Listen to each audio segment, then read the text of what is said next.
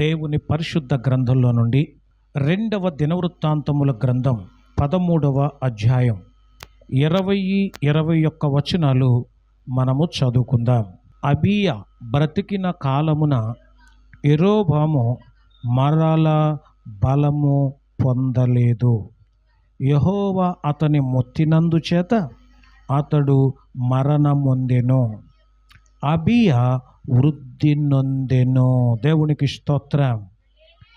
ప్రియులరా, ఎంతో భక్తి శ్రద్ధలతో వచ్చిన మీకు నా ప్రత్యేకమైన వందనాలు తెలియచేస్తూ ఉన్నాను. ఈరోజు మనం చదువుకున్నటువంటి భాగం చాలా అమూల్యమైంది. చాలా జాగ్రత్తగా వినాలి, నేర్చుకోవడానికి, అర్థం చేసుకోవడానికి చాలా ఆసక్తిగా ఉండాలి. స్వచ్ఛమైన పాల లాంటి వాక్యాన్ని మనం నేర్చుకోబోతున్నాం. దేవునికి స్తోత్రం. జుంటె తేనె ధారల కంటే కూడా మధురమైన లోతైన ఒక అనుభవాన్ని మనము నేర్చుకోబోతున్నాం. చాలా జాగ్రత్తగా వినాలని ప్రభు పేరట మనవి చేస్తున్నాను. మనం చదువుకున్నటువంటి భాగంలో 2 పేర్లు కనబడ్డాయి. అంటే 2 వ్యక్తుల గురించి రాశాడు. అందులో మొదటి వ్యక్తి పేరు అబీయా. చెప్పండి, అబీయా అతని పేరు. 2వ వ్యక్తి పేరు యెరోబాము. అబీయా అలాగే యెరోబాము. అబీయా యోధా రాజ్యానికి రాజు, యెరోబాము ఇశ్రాయేలీల రాజ్యానికి రాజు. వీళ్ళిద్దరూ రాజులు. అబీయా అనగా నా తండ్రి అని అర్థం. యెరోబాము అనగా బలిసినవాడు అని అర్థం. యెరోబాము అంటే బలిసినోడు అని అర్థం. అబీయా అంటే నా తండ్రి అని అర్థం. వీళ్ళిద్దరూ రాజ్యాలు ఉన్నాయి కాబట్టి రాజ్యాలు ఎక్కడున్నా కూడా ఒక రాజ్యం మీదకి మరొక రాజ్యం యుద్ధాలు చేస్తారు. ఎందుకంటే ఆధిపత్య పోరు ఆ రోజుల్లో బాగా జరుగుతూ ఉండేది. ఈ రోజుల్లో కూడా అంతే కదా. వీళ్ళిద్దరూ కూడా యుద్ధం చేయడానికి రెడీ అవుతున్నారు. అలా రెడీ అవుతూ ఉండగా జాగ్రత్తగా వినాలి. అబీయాకేమో 4 లక్షల మంది పరాక్రమశాలులు యుద్ధం చేసేవాళ్ళు ఉన్నారు. యెరోబాముకేమో 8 లక్షల మంది పరాక్రమశాలులు ఉన్నారు. యెరోబాముకి ఎంతమంది ఉన్నారు? 8 లక్షల మంది ఉన్నారు. అబీయాకి ఎంతమంది ఉన్నారు? 4 లక్షల మంది ఉన్నారు. వీళ్ళిద్దరూ తలపడితే ఎవరు గెలవాలి? ఎందుకంటే మంది బలం ఉంది, జనం ఎక్కువ ఉన్నారు, పరాక్రమశాలులు అక్కడ ఉన్నారు. వీళ్ళిద్దరూ కూడా యుద్ధం చేయడానికి సన్నాహాలు అంటారు, యుద్ధ వ్యూహం రచిస్తున్నారు. ఆ యుద్ధ వ్యూహ రచనల్లో ఎవడు ఏ పక్క నుంచి దాడి చేయాలో, ఎలాగెళ్తే మనం గెలుస్తామో అని ఆ రాజు పథకం వేస్తాడు.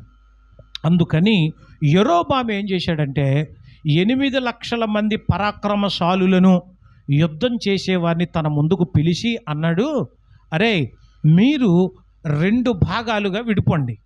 4 లక్షల మంది ఏమో నా వెనక ఉండండి, 4 లక్షల మంది అవతల పార్టీ వెనకాల ఉండండి. అంటే అబీయా వెనకాల ఉండాలి మీరు. 4 లక్షల మంది అక్కడ ఉండాలి, 4 లక్షల మంది నా వెనక ఉండాలి. ఎందుకో తెలుసా? అబీయా రాజు ముందుకొచ్చి నా మీద పడుతున్నాడు అనుకోండి, మేము వేసేస్తాం. ఒకవేళ భయపడి తోక ముడిచి వెనక్కి పారిపోయాడు అనుకోండి, మీరేసేయాలి. అటు వెళ్ళినా మీరేసేయాలి, ఇటు వచ్చినా నేను వేసేస్తాను అని యెరోబాము పథకం వేశాడు. ఆ రోజు రానే వచ్చింది. వీళ్ళిద్దరూ యుద్ధ శంఖారావం పూరించారు. బహోమని బోర్లు ఊదుకున్నారు. ఆ సైన్యం వచ్చింది, ఈ సైన్యం వచ్చింది, ఒక స్థలంలో చేరారు. యుద్ధం చేసే స్థలంలోకి చేరారు. చేరిన తరువాత అక్కడ జరిగిన గొప్ప విషయం ఏంటంటే ప్రియులరా, ఇక యుద్ధము మొదలయ్యింది. యుద్ధం ఎప్పుడైతే మొదలయ్యిందో ఆ యుద్ధంలో చూడండి, ఒక చక్కటి మాట బైబిల్ గ్రంథంలో చాలా స్పష్టంగా వ్రాసి ఉంచారు. 15, 16, 17 వచనాలు చదువుదాం. అప్పుడు యూదావారు ఆర్భటించిరి.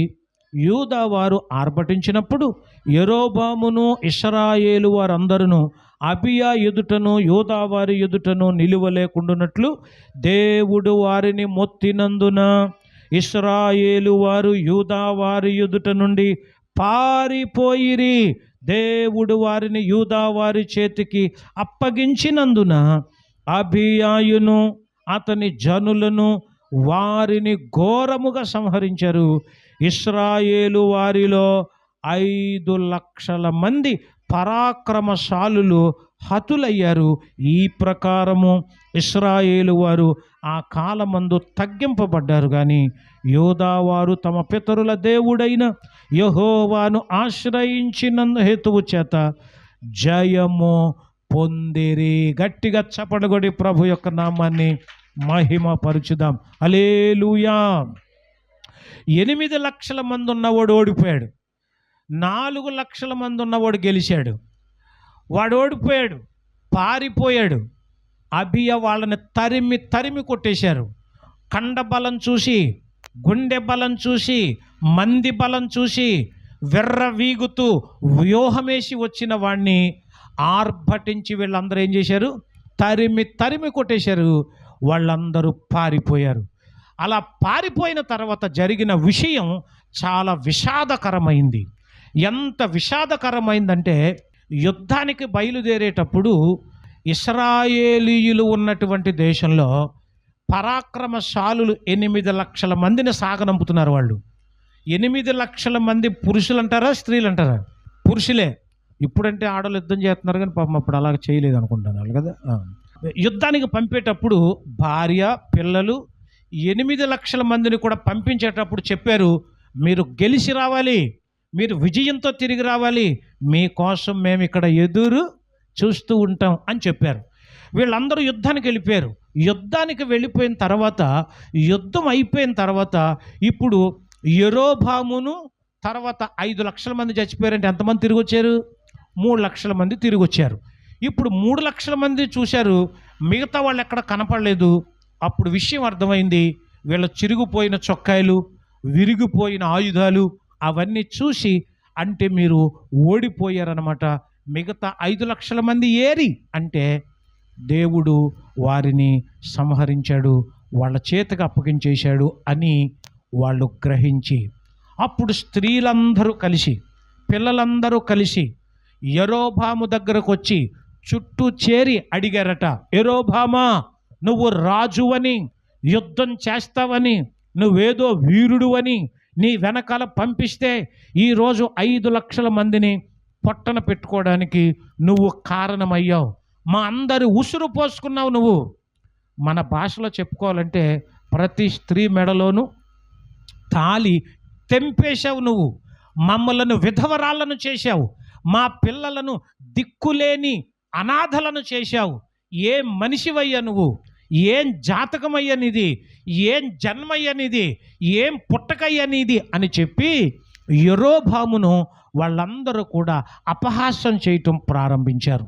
యెరోబాము మారు మాటలాడలేక ఇంకొక ఛాన్స్ వస్తుంది మనకి అని అనుకున్నాడు. కానీ వాక్యంలో స్పష్టంగా రాశారు, తర్వాత కాలంలో దేవుడు అతనిని అనగా యెరోబామును మొత్తినందున అతడు చచ్చిపోయాడు. మరలా తిరిగి అతడు బలము పొందుకోలేదు. నా టాపిక్ ఏంటంటే ఈరోజు యెరోబాము మరలా బలము పొందలేదని రాశారు వాక్యంలో.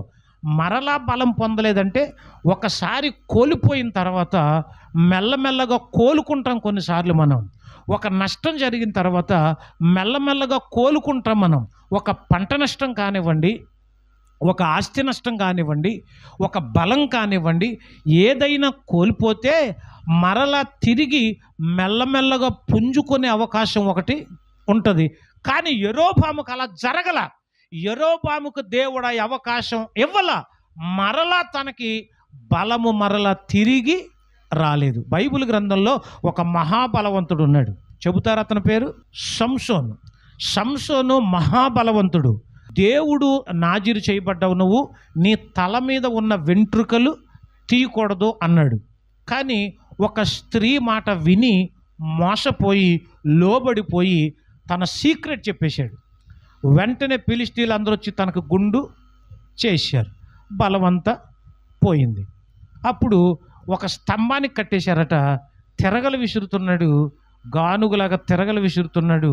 చివరికి గ్రహించాడు, దేవుడు మాట నేను వినక నేను అనవసరంగా నా బలాన్ని పోగొట్టుకున్నానని. దేవుడికి ఒకే ఒక రిక్వెస్ట్ చేస్తాడండి, ఒకే ఒక రిక్వెస్ట్ చేస్తాడండి. అప్పుడు సంసోను, యెహోవా ప్రభువా దయచేసి నన్ను జ్ఞాపకం చేసుకొని, దేవా దయచేసి ఈసారి మాత్రమే, అంటే ఒక్కసారి, ఒకే ఒక్కసారి గనక నా బలాన్ని మరలా నాకు తిరిగి ఇచ్చావంటే వీళ్ళందరినీ చంపేస్తా, వాళ్ళతో పాటు నేను బ్రతకాలనేం లేదు, నేను బ్రతకాలని లేదు, కానీ పగ తీర్చుకునే అవకాశం మాత్రం నాకు ఇవ్వా అని మొరపెట్టగా దేవుడు తన బలమును మరలా తిరిగి అతనికి ఇచ్చాడట. కానీ యెరోబాముకు అలాగే ఇవ్వలేదు. యెరోబాము తన బలం మరలా తిరిగి పొందుకోలేదు. సంసోను మాత్రం పొందుకొని ఏం చేశాడు, మొత్తం ఆ ఇనప సంకెళ్లతో బంధింపబడిన అతను ఆ పెద్ద భవంతిని కొకట వేలుతో సహా పీకి పడేశాడు. అందులో పడి వాళ్ళ సైనికులు, వాళ్ళతో పాటు ఈయన కూడా అక్కడే చచ్చిపోయాడు. కానీ యెరోబాముకు ఆ అవకాశం ఇవ్వలేదు దేవుడు. నేను దీన్ని ఎలా ధ్యానం చేశానంటే, యెరోబాము ఎందుకు మరలా తను బలాన్ని తిరిగి పొందుకోలేదు, మరలా తన పగ తీర్చుకోవడానికి ఎందుకు దేవుడు అవకాశం ఇవ్వలేదు, ఎందుకు ఓటమి పాలయ్యాడు, ఎందుకు ఓడిపోయాడు, ఎందుకు అపజయం పాలయ్యాడు, ఎందుకు 5 లక్షల కుటుంబాలను రోడ్డు మీద పడేసేలాగా తన పరిస్థితి అయిపోయింది, ఎందుకు అంతమంది ఉసురు పోసుకున్నాడు అతను అని నేను బాగా ఆలోచన చేసి ధ్యానం చేయగా దేవుడు 3 బ్రహ్మాండమైన విషయాలు, అతనిలో ఉన్న లోపాలు, అతన్ని ఓడిపోవడానికి కలిగిన కారణాలు, ఒక 3 అనుభవాలు నేను చెప్తాను. చాలా శ్రద్ధగా జాగ్రత్తగా వినాలి. దేవునికి స్తోత్రం కలుగునుగాక.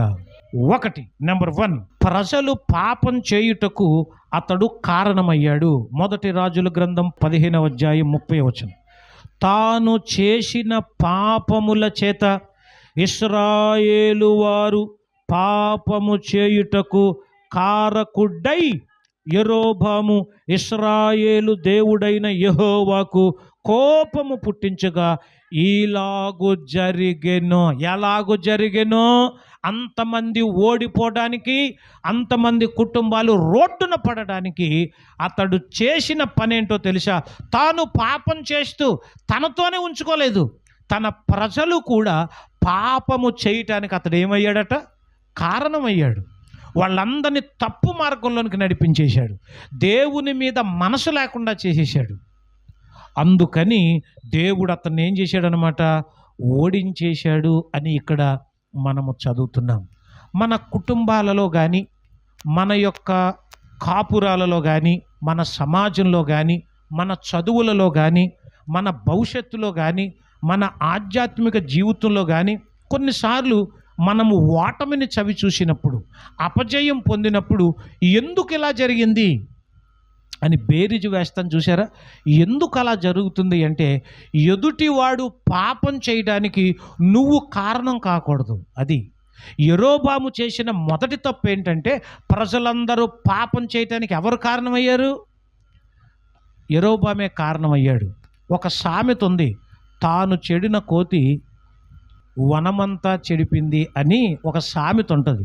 ఒక కోతి చెడిపోతే దాంతో ఉండదు, మిగతా వాళ్ళందరినీ కూడా చెడుపుతుంది అన్నట్లుగా. ప్రజలు పాపం చేయకుండా ఎవరు కాపాడాలి? రాజు కాపాడాలి. ఇప్పుడు రాజే పాపం చేసి ప్రజలు కూడా పాపం చేసేలాగా ప్రేరేపించాడు అంటే ఇక వాడికి అపజయం తప్ప ఇంకేముంటుంది? దేవుడికి కోపం తప్ప ఇంకేముంటుంది చెప్పండి? అలాగున మన జీవితంలో కూడా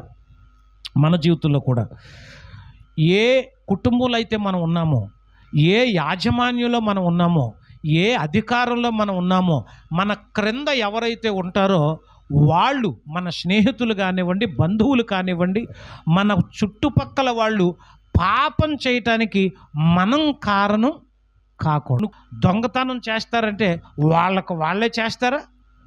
వాళ్ళకు తెలీదు ఎలాగూ పాపం చేయాలో కూడా. నేను చెప్తున్నాను ఈరోజు ధైర్యంగా, పుట్టిన ప్రతి మనిషిని కూడా దేవుడు చాలా పరిపూర్ణమైన వ్యక్తిగా పుట్టిస్తాడు.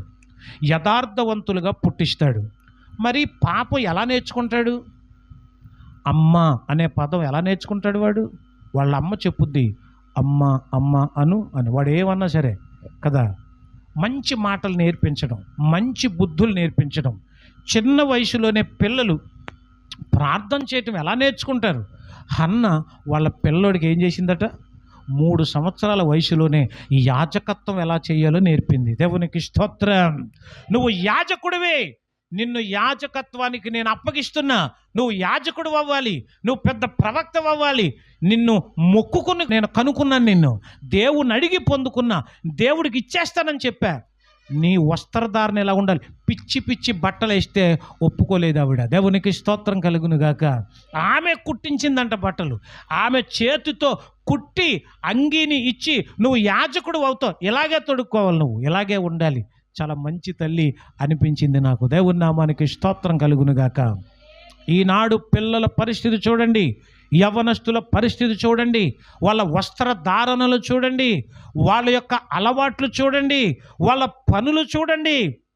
యెరోబాములాగా మీరు గనక కారణమైతే దాని వలన చాలా నష్టాన్ని చవి చూడవలసి వస్తుంది. ఎంతోమంది రోడ్డున పడతారు నీ వలన. ప్రతి తల్లి ఒక మాట చెప్తారు, మా వాడు చాలా బాగుండేవాడండి, మా పిల్ల చాలా బాగుండేదండి, ఆడి జత పట్టాక వీడి జత పట్టాక ఆ పిల్ల జత పట్టాక ఇది అలా తయారయ్యిందండి, వీడు ఇలా తయారయ్యాడండి. మరి వాడు ఎవడి జతో పట్టి అలా తయారవుతున్నాడని తెలిసినప్పుడు నువ్వేం చేయాలి? ఆపాలి కదా. నువ్వేం చేయాలి? గద్దించాలి కదా. నువ్వేం చేయాలి? దండించాలి కదా. దీనికి ఒక భక్తుడు ఒక చక్కని ఉదాహరణ చెప్పాడు, నాకు చాలా మంచిగా కనెక్ట్ అయింది, చాలా బాగుంది అనిపించింది. ఎలాగంటే ఒక ఆయనకి గుర్రం మీద స్వారీ చేయాలి అని అనిపించిందంట. ఎవడు గుర్రం ఇవ్వట్లేదు, సొంతంగా కొనేసుకోవాలనుకుని 60,000 రూపాయలు పట్టుకుని వెళ్ళాడట. 50,000తో ఒక గుర్రాన్ని కొన్నాడట. ఆ గుర్రం అమ్మిన అతను అన్నాడు, బాబు ఈ గుర్రం ఎలా నడిపించాలో తెలుసా? దీనికి 3 ఇంగ్లీష్ మాటలు నేర్పాను నేను, ఆ మాటలు చెప్తే ఇది నువ్వు చక్కగా నేను తీసుకెళ్తుంది అంటే, అరే అదేంటి చెప్పండి అన్నాడు. మొదటి మాట, నువ్వు గుర్రాన్ని మీద స్వారీ చేయాలనుకున్నావు అనుకోండి, ఫస్ట్ నువ్వేమనాలంటే గెట్ రెడీ అనాలి. ఏమనాలి? గెట్ రెడీ అంటే అది రెడీ అయిపోద్ది, అనుకుంటూ వచ్చేద్ది, అలా నిలబడిపోద్ది. అంటే నిన్ను ఎక్కించుకోవడానికి రెడీ అవుద్ది అనమాట, సిద్ధపడద్ది. నెంబర్ 2, రెండోది ఏమనాలి? గో అనాలి. గో అనగానే ఏం చేస్తుంది? టక్క టక్క టక్క టక్క అని స్వారీ చేసుకుంటా వెళ్ళిపోద్ది. నువ్వు ఎక్కడన్నా ఆగాలనుకో, వెంటనే ఏమనాలి? స్టాప్ అనాలి. స్టాప్ అనాలి. ఈ 3 మర్చిపోకూడదు. ఏది మర్చిపోయినా నీకు ప్రమాదం అని చెప్పాడట.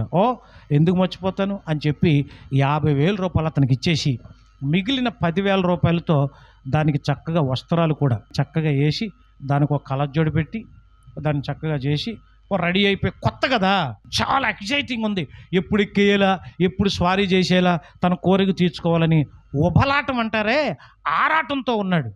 ఆ ఉబలాటంతో ఆరాటంతో అన్నాడు, గెట్ రెడీ అన్నాడు.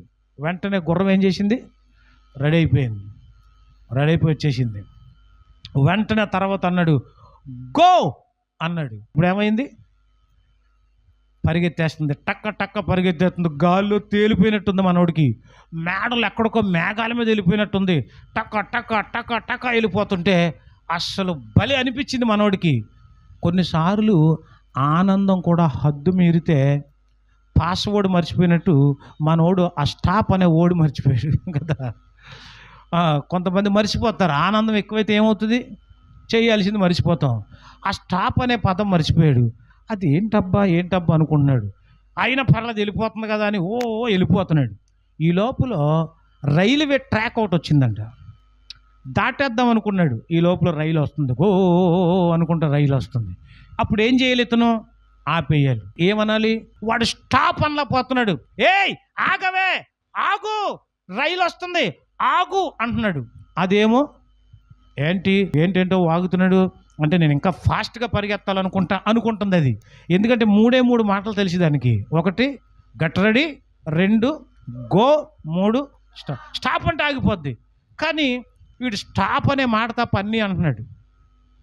దాంతో అది పరిగెత్తి పరిగెత్తి పరిగెత్తేస్తుంది. ఈ లోపల ట్రైన్ వస్తుంది, గుర్రం వెళ్తుంది, ట్రైన్ వస్తుంది, గుర్రం వెళ్తుంది, ట్రైన్ వస్తుంది, గుర్రం వెళ్తుంది. సరిగ్గా అక్కడికి వెళ్ళేసరికి ఒకేసారి డబేలు మనకు గుద్దేసింది. ఎప్పుడైతే డబేలు మనకు గుద్దేసిందో తల పగిలిపోయింది, కింద పడిపోయింది, వీడు కూడా పడిపోయాడు, గుర్రం చచ్చిపోయింది, దానితో పాటు వీడు కూడా చనిపోయాడు. హుషారు కాస్త విషాదాంతమైంది. తన ప్రయాణం మధ్యలోనే ముగించాల్సి వచ్చింది. దీని నుండి మనం నేర్చుకునే పాఠం ఏంటో తెలుసా? తొలిసారిగా సిగరెట్ కాల్చేటప్పుడు ఎలా ఉంటుందండి? తొలిసారిగా మందు కొడుతున్నప్పుడు ఎలా ఉంటుంది? రారా నీకు ఎందుకురా రారా. కొంతమంది పెద్దోళ్ళండి, అనకూడదు మళ్ళీ బాధపడతారేమో, కానీ కొంతమంది పెద్దోళ్ళండి పిల్లలకు నేర్పించే విధానం, ఇదిగో ఇలా పోసుకో, ఇదిగో ఇలా తాగు, ఇదిగో ఇది తిను అంటే మొట్టమొదటిసారి వాడికి ఎలా ఉంటుంది? చాలా హాయిగా అనిపిస్తుంది, చాలా ఎంజాయ్గా ఉంటుంది వాడికి. ఆ ఎంజాయ్ కాస్త వీడు గనక స్టాప్ అని చెప్పకపోతే, నేను రాసుకున్నాను ఒక మంచి మాట, పాపము నిన్ను ప్రేరేపించినప్పుడు నువ్వు స్టాప్ అనే పదాన్ని కనుక మర్చిపోతే అది నీ జీవితాన్ని ఏం చేస్తుంది? నాశనం చేస్తుంది. అంతే. సరదాకి మొదలెట్టినటువంటి సిగరెట్టు ఎంతమంది ప్రాణాలను తీస్తుందో, క్యాన్సర్ రూపంలో, రకరకాల జబ్బుల రూపంలో, పొగాకు తినేవాళ్ళు, పొగాకు నవ్వులేవాళ్ళు, రకరకాల వ్యాధి బాధలతో ఉండేవాళ్ళు, ఇదంతా కూడా ఆ పాపం నిన్ను పాడు చేసే పాపం ఏదైతే ఉందో స్టాప్ అని నువ్వు చెప్పకపోతే అది నీ జీవితం మొత్తాన్ని ఏం చేస్తుంది? నాశనం చేసేస్తుంది.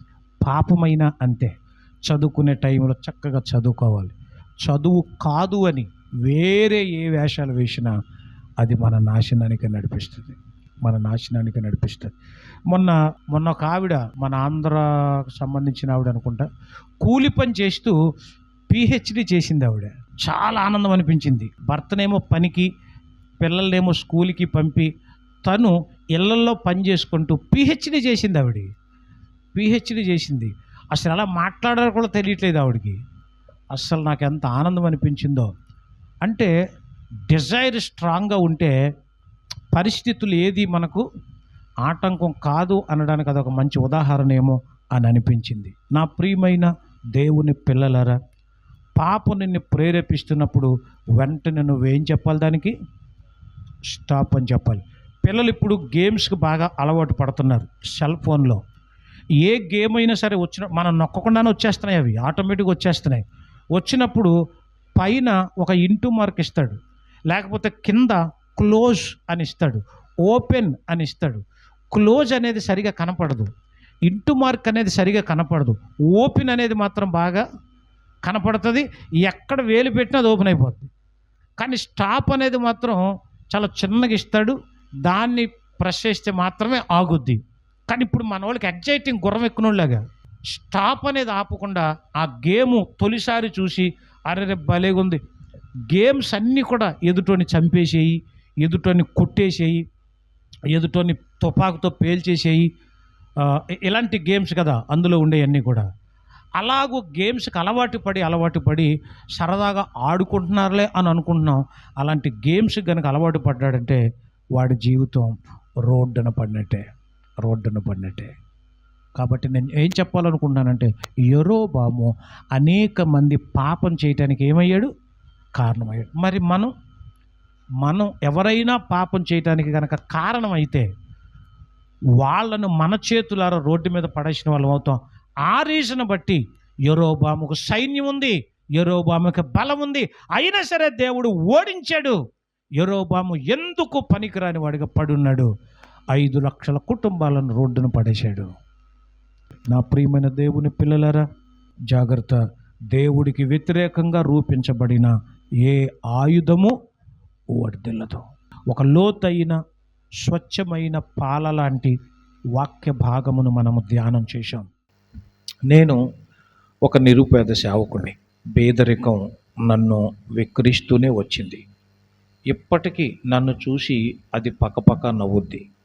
1 సంవత్సరం క్రితం నేను దేవుడిచ్చిన దర్శనంతో ఒక నూతన సంఘం, అనగా కల్వరి క్రైస్ట్ చర్చ్ అనే ఒక సంఘాన్ని ఇక్కడ స్థాపించుకోవడానికి దేవుడు సహాయం చేశాడు. అంతకుముందు చాలా సంస్థల్లో పనిచేశాను నేను. బైబిల్ కాలేజీ టీచర్గా, కాలేజీ డీన్గా, వర్షిప్ లీడర్గా, ఆ తర్వాత మ్యూజిక్ ప్లేయర్గా చాలా చోట్ల పనిచేశాను. ఆ తర్వాత దేవుడు నాకు ఇచ్చిన దర్శనంతో 2024 ఫిబ్రవరి 11వ తారీఖు ఏలూరు జిల్లా ఆగిరిపల్లి మండలం నెక్కలం గొల్లగూడెం అనే గ్రామంలో, ఈ మారుమూల ప్రాంతంలో ఇక్కడ ఒక స్థలాన్ని దేవుడు మాకు సిద్ధం చేశాడు. ఈ స్థలంలో ఓ చిన్న మందిరాన్ని కడుతున్నాం. 34 అడుగుల పొడవు, 27 అడుగుల వెడల్పు కలిగిన ఈ మందిరానికి మా సంఘ బిడ్డలు, వ్యవసాయ కూలీలు, భవన నిర్మాణ కార్మికులు, కాయ కష్టం చేసుకునే వాళ్ళందరూ తమకు తోచిన తమ సామర్థ్యం కొలది మాకు సహాయం చేశారు. ఆ తర్వాత నన్ను పిలిచి దైవజనులు చాలామంది వారికి తోచిన కానుకను కూడా మాకు సమర్పించారు.